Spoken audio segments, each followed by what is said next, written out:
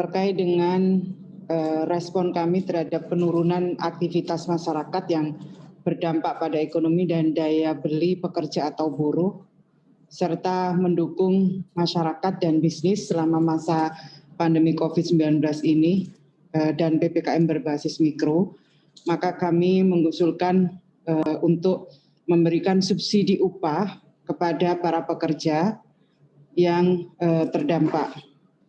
Nanti subsidi upah ini payung hukumnya akan kami buat dalam peraturan Menteri Ketenagakerjaan, di mana kami mengusulkan bahwa bantuan pemerintah ini merupakan program stimulus yang kami koordinasikan dengan Komite PEN, Kementerian Keuangan, BPJS Ketenagakerjaan.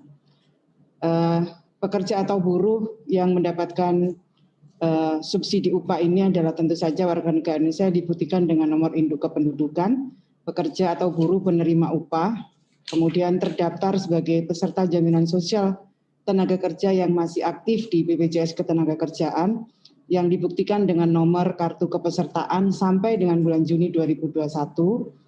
Data BPJS ini menjadi sumber karena kami menilai bahwa data ini yang terbaik, yang dapat diakses dan dipertanggungjawabkan hingga saat ini. Peserta yang membayar iuran dengan besaran iuran yang dihitung berdasarkan upah di bawah 3,5 juta, sesuai dengan upah terakhir yang dilaporkan pemberi kerja kepada BPJS Ketenagakerjaan. Dalam hal bekerja di wilayah PPKM yang UMK-nya di atas 3,5 juta, maka menggunakan UMK sebagai batas kriteria upah dan memiliki rekening bank yang aktif, dan kami mengusulkan hanya diberikan kepada pekerja yang berada di level 4 sesuai dengan instruksi Mendagri.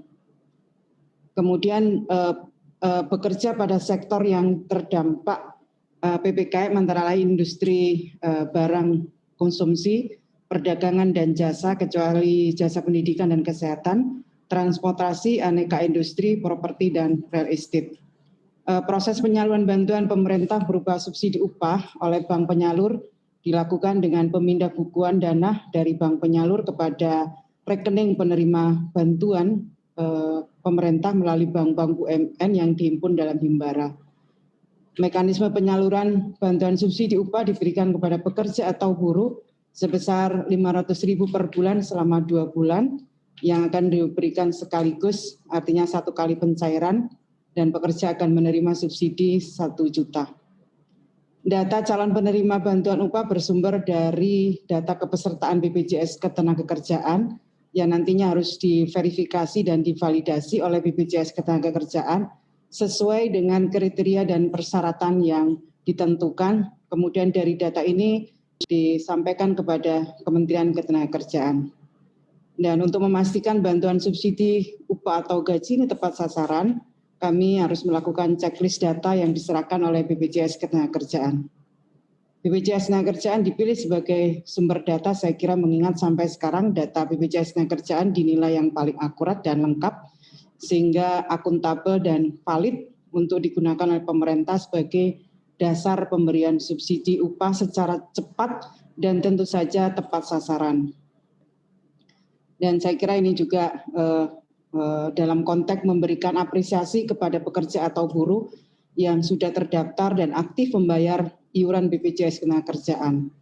Dan ini juga saya kira menjadi momentum untuk meningkatkan kepesertaan jaminan sosial ketenagakerjaan sebagai bagian dari upaya transformasi menuju Indonesia maju. Data penerima bantuan subsidi upah ini kami akan ambil dari BPJS Ketenagakerjaan dengan batas waktu pengambilan data sampai dengan 30 Juni 2021. Sehingga peserta hanya yang telah terdaftar pada batas waktu tersebut dan memenuhi persyaratan. Hasil rapat kami untuk memperbanyak masyarakat yang akan mendapatkan bantuan pemerintah, maka jumlah penerima sebanyak kurang lebih 8 juta pekerja, dan dengan demikian akan membutuhkan anggaran estimasinya sebesar 8 triliun. kami terus mendorong pekerja yang belum menyerahkan data nomor rekening ke BPJS Ketenagakerjaan untuk segera menyerahkan data rekeningnya ke perusahaan tempat bekerja, dan tentu saja seterusnya diteruskan kepada BPJS Ketenagakerjaan. Saya kira ini kita sudah punya pengalaman menyalurkan subsidi upah ini. Tentu kami akan memulai dengan membuat peraturan Menteri Ketenagakerjaan dan memvalidasi data yang ada di BPJS Ketenagakerjaan. Mudah-mudahan dengan subsidi ini akan membantu para pekerja terutama yang di luar sektor kritikal untuk bisa bertahan dalam kondisi pembatasan aktivitas masyarakat.